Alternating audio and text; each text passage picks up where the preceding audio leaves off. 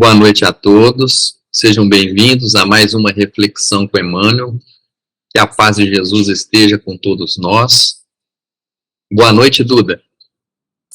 Boa noite, André. Boa noite a todos. Sejam todos muito bem-vindos a esse momento que o Centro Espírita Luiz Gonzaga de Linares proporciona a todos nós. Que a paz de Jesus esteja presente no lar de cada um de vocês, que ele esteja aqui iluminando o nosso encontro de hoje. E o tema desse número de capítulo 85 se chama Testemunho.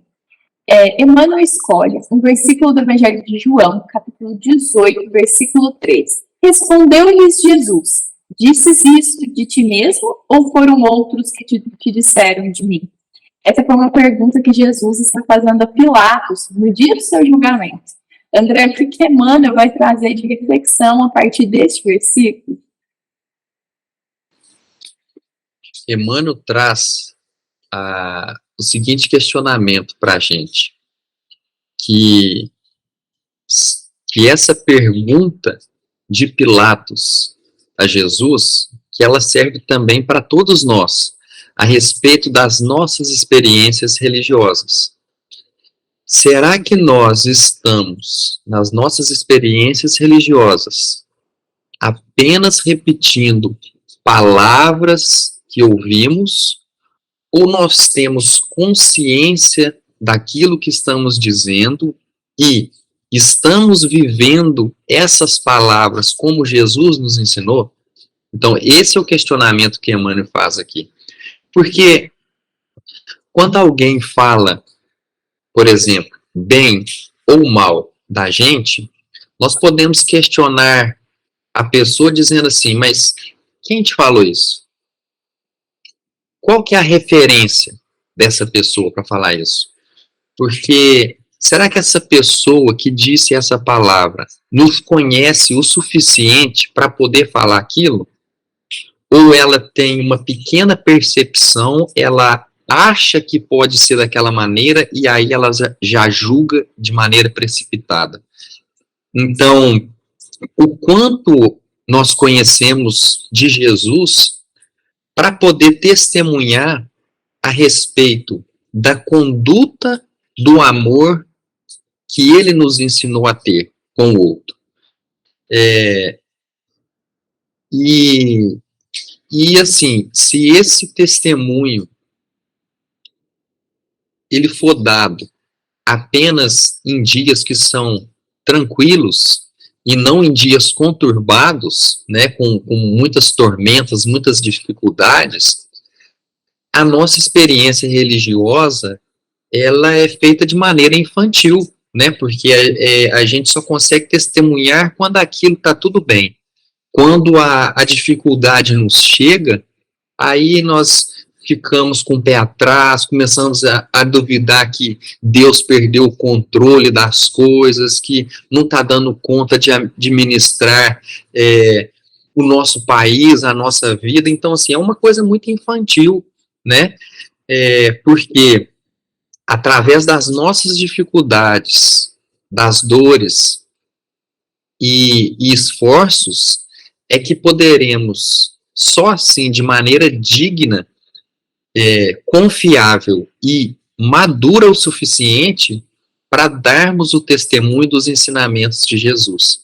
Então, quando a gente estiver no momento mais complicado, e aí sim a gente demonstrar que a nossa fé, como Kardec nos ensina, que seja uma fé raciocinada, né, que seja uma fé que consigamos, em qualquer momento, diante de qualquer oportunidade, seja ela favorável ou não, a gente ter raciocínio para poder conviver com aquilo que nos atinge. Então, refletimos e pensamos, mas espera aí, Deus não é extremamente justo e bom? Então ele não está fazendo isso de propósito comigo, isso aqui não é uma perseguição, não é uma vingança de Deus comigo. Isso aqui, o que ele está querendo me propor é um ensinamento para que eu me torne uma pessoa melhor. E na história de hoje, eu separei do livro Pontos e Contos, psicografado por Chico Xavier e ditado por pelo espírito de Humberto de Campos, que se encontra no capítulo 5, e a história chama justamente o testemunho. Então, um homem, ele estava descansando junto de um poço. E aí se aproximaram dele jovens, né, aprendizes do evangelho, pedindo esclarecimento de testemunho a respeito da fé. Algo que os religiosos de fé cristã sempre comentam, né, que precisamos dar o testemunho da nossa fé, da nossa preparação espiritual. E aí esse senhor começa a contar uma história para esses aprendizes. E aí ele diz assim, que tinha um homem, um judeu, que foi convertido pelas palavras de Jesus, né, pelo evangelho de Jesus, e ele resolveu levar a palavra de Jesus para uma comunidade rural que ele morava, na intenção de guiar, de auxiliar aqueles corações de amigos, né, para poder conduzir aqueles que estavam com os olhares ainda nas trevas, nas coisas negativas, para que eles tivessem um olhar de esperança sobre a sua vida. Então ele saiu todo empolgado, porque ele tinha já estudado bastante os ensinamentos, né, de Jesus, através dos apóstolos, né, ele aprendeu com os apóstolos de Jesus, então ele pegou e saiu para poder disseminar essas palavras. Porque ele tinha modificado, além dos seus pensamentos, os seus atos. Então ele tinha se reestruturado, se modificado para isso. E aí, ele chega até essa cidade, começa a falar essas palavras, só que ele não percebe que as pessoas não estão ligando para aquilo. O coração das pessoas está muito gelado ainda, eles estão indiferentes para aqueles ensinos, né? E aí ele fica meio cabisbaixo, porque ninguém ali queria saber de perdoar os inimigos, de auxiliar os outros, abrir mão dos seus afazeres para poder ajudar o outro, né, em favor dessa fraternidade que Jesus nos ensina, de que somos todos irmãos. E aí ele começa a ser insultado, começam a xingar ele, atacarem pedra nele em praça pública, e depois que ele tentou ali por um tempo, ele resolveu mudar de cidade. E foi para uma outra cidade que ele tinha alguns conhecidos dele lá. E nessa trajetória, ele ia pela estrada, caminhando, né, e agradecendo a Deus pelas flores que ele estava vendo ali no caminho, pelo vento fresco que estava ali, que estava acompanhando ele, quando de repente ele chegou de frente com um pântano, uma água um lugar bem alagado assim, e ele percebe que ele é surpreendido por um crocodilo na frente dele. E o crocodilo estava bem esperto, assim, bem violento, e rastejando de encontro para ele, né, para poder atacar. Aí ele percebe aquele perigo daquele crocodilo e tenta evitar. Então ele vira para poder correr. Só que quando ele se vira, ele percebe que tem outros dois que estavam ali atrás dele. Só que ele conhecia aquela região ali. E ele sabia que por perto tinha uma cabana que ele poderia correr para lá e se proteger. Só que quando ele chega nessa cabana tinha sido incendiada por alguém. Então, ele procura na margem de um rio que nesse rio existia uma pequena ponte, ele atravessava essa ponte, ia para o outro lado, corria, fugia. Mas quando ele chegou até nessa ponte, tiveram chuvas recentes que alagaram essa ponte e ela estava tampada de água, então não tinha como ele atravessar.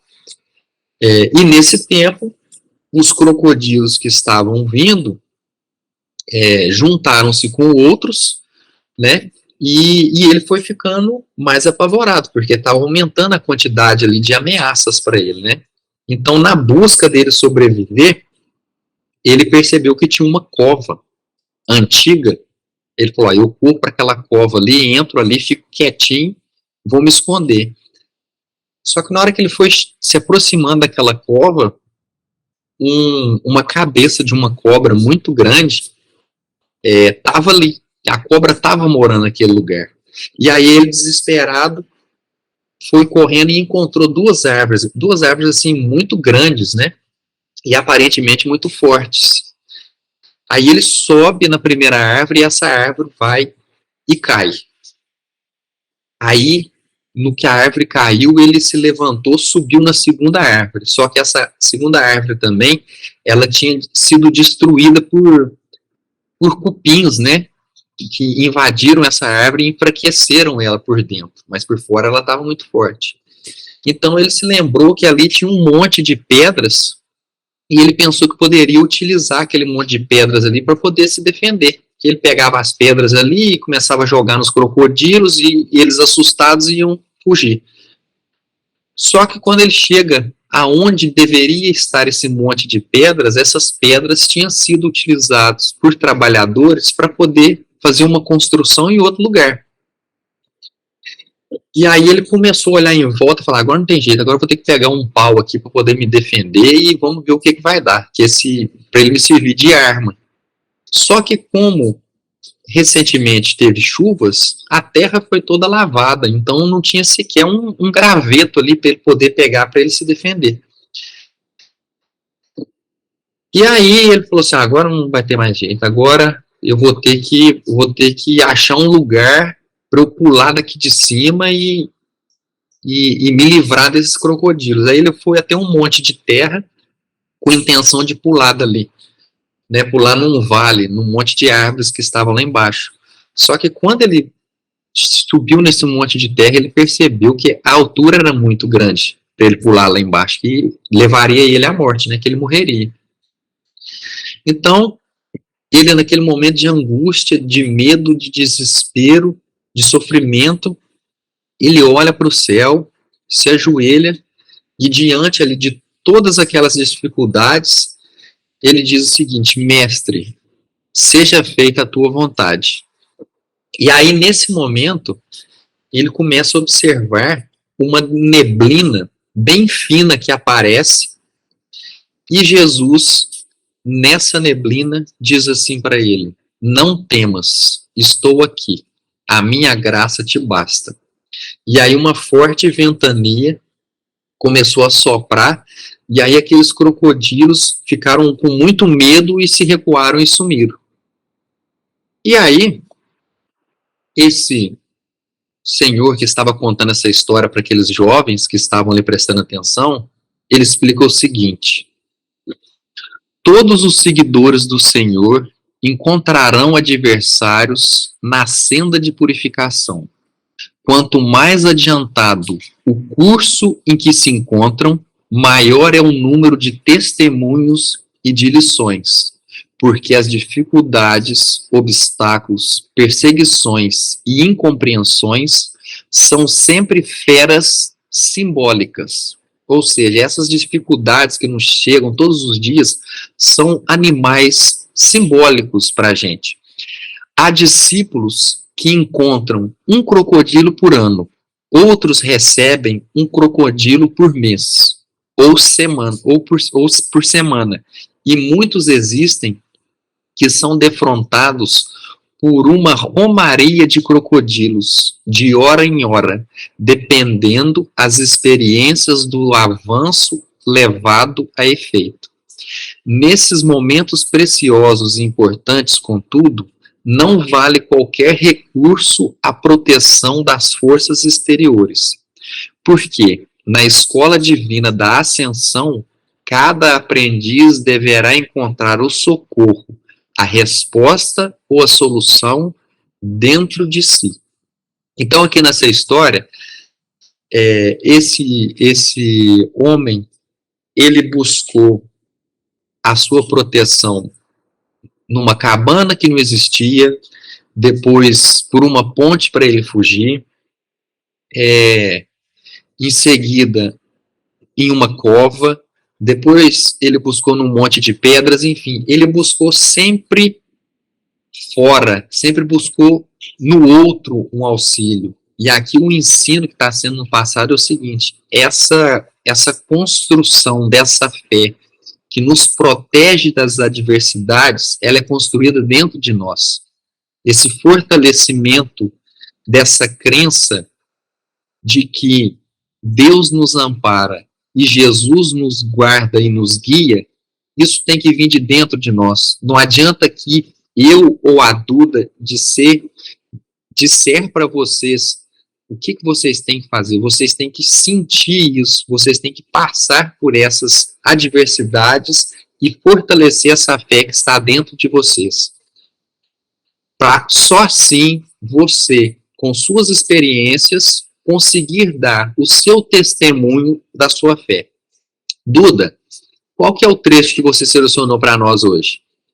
Bom, André, selecionei um trecho que diz assim: reconheçamos, pois, a atitude louvável no esforço do homem que se inspira na exemplificação dos discípulos fiéis. Contudo, não nos esqueçamos de que é contraprodutivo repousarmos em edificações que não nos pertencem, esquecendo o serviço que nos é próprio. Então, Emmanuel diz aqui para nós, né? Não podemos esquecer de que cada um de nós devemos escrever nossa própria história para darmos os nossos próprios testemunhos de edificações que Cristo, o nosso Salvador, fez em nossas vidas, né? E como Emmanuel trouxe na reflexão de hoje, é preciso que seja claro também o que Jesus nos salvou. Pensemos por uns instantes, sabe? Quantas vezes Jesus nos salvou? Porque Ele é o nosso Salvador. De tantos momentos ruins, de tantas aflições, de tantos crocodilos, não é mesmo, André? Jesus nos salvou. Então, somente por ter Cristo vivo em nossos corações, nós podemos carregar, então, esse seu testemunho. Né? Cristo foi, então, a sustentação, foi a salvação para que a gente possamos ali afastar esses crocodilos da nossa vida. Então, para que cada um de nós levamos conosco uma história para que ela seja testemunho. Cristo é a nossa base, Cristo é o nosso refúgio. Mas como o André trouxe, né, nessa história de hoje, é preciso buscá-lo também, né? Porque enquanto ele estava procurando soluções na árvore, na pedra, vou subir no topo, vou entrar na cova, nada estava sendo resolvido, né? Então, quando ele sabe, né, que Cristo está em seu coração e resolve buscar, né, de todo o seu amor, de todo o seu coração, né, com toda a sua fé, que isso o estende, né? Mas para isso precisa fortalecer a fé, né? Porque muitas vezes nós somos igual, a gente tenta buscar soluções conosco para depois recorrer a Cristo. Então, quantas vezes ficamos aí perdendo tempo, não é mesmo?